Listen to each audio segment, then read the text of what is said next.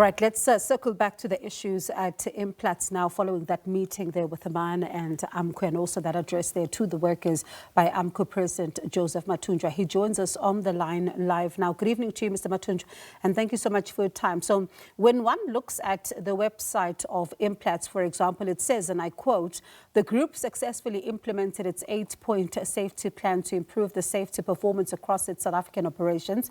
The plan was developed in May 2024 to facilitate a positive step to change in safety performance and to embed fatal risk prevention in the operating culture at sites." So if this is what they say, and it is indeed the case, how did we get here?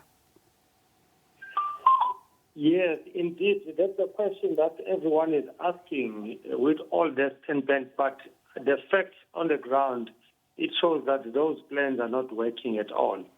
I mean, for the past 5 years, Impala has killed 42 workers, breadwinners. I mean, this year, from January to July, they've killed 7 workers. And all these things, it shows clear that there is a system failure. And in your meeting with them, what are they saying is going wrong? I think always the issue will be a human error, of which, in as much as a human error, what causes that human error? Because if you look at their machinery, in most cases, does not have some of what you call it the personal detective system, of which it only detects the steel to steel or a movable machine to another movable machine.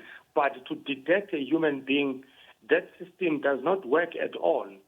And some of these rail lines underground, they are very old.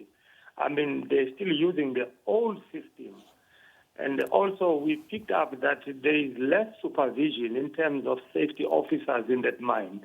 You can't have more than 50,000 workers and maybe you've got only 10 safety officers, if that is the case. And we said it must be on professional basis. You can't, I mean, they have to employ more safety officers. We've got a lot of graduates sitting at home that they can repurpose their qualifications to be employed as safety officers. Not only Impala, even Department of Mineral and Energy. These graduates sitting at home, they can be retrained, reskilled to be the inspectorate of these mines, of which then can cap, these fatalities that are happening. But the shortcomings come from the old systems that are being used and the lack of supervision. Yeah.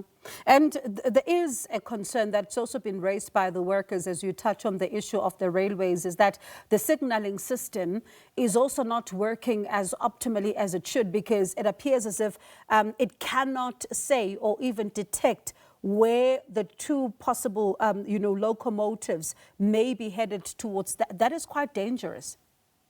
Indeed. That's what we are saying, that I think the issue of price of the platinum, target, expectation, return on investment, it's also a pressure. The price of platinum currently, it looks very good. So it might be also trigger these issues of neglecting the core safety systems that need to be implemented in that mine. So we made some demands to them to say we want a full disclosure on fatalities and serious accidents. We need a protection, meaningful participation of workers in all safety matters. Mm-hmm. And we want a joint inspection, independent safety audit. Permanent disciplinary health and safety steering must be implemented. We said all movable machines must have a proper system detectors that will prevent any crash or any fatalities that may occur underground. So you're calling for a full disclosure of fatalities. Is there something you suspect? Always when there is a fatality, they will be blaming a deceased. All the mines, not Impala, all over, all the mining houses, they will never blame themselves. They will say it's a human error. What have you done in the previous? Because these accidents are repeatable accidents. Hence, we've been calling the government to say, amend Mine Health and Safety Act. If there is a repeatable accident, they must tell us in the first accident what measures were put in place in order to prevent the recurrence of this accident. Yeah. If there is no such, this CEO must be charged with culpable homicide. They can pay money, but there must be a serious accountability. We can't be getting underground and getting workers back home in a coffin. That is not acceptable. And not that is a racial issue. Majority of the people who died are black people. And there's now this 5-day, suspension of operations, and you're looking at a comprehensive safety reset. What does that look like, and what outcome are you hoping for? We did give them what we would like to see happening as a way forward, because we also call for this shutdown. It's not just Impala call it. We've got a letter written to the CEO to say you better reset this mine by shutting down this mine before we do it ourselves, of which we really appreciate their cooperation. Hence today all the operations were shut down because AMCU called for it. The Impala board must provide a written response to we gave them a memorandum, of which we need within 7 days to give us a full response, and wherever they are not accepting our demand, they must tell us a reason. And we need a progressive review monthly, corrective measures of all these failures that we have seen in the mine.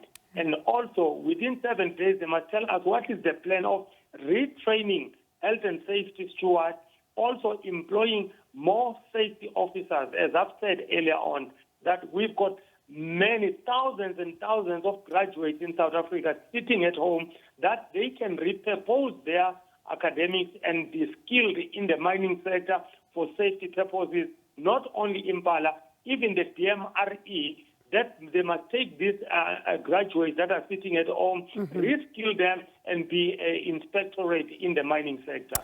Let's see then what happens in 7 days' time, as you say now that you are awaiting then for a response to your demands. AMCU President Joseph Mathunjwa, it'll be interesting to also speak to Implats and also the Portfolio Committee on Mineral Resources as well to see, just this particular issue, how do they begin to deal with it?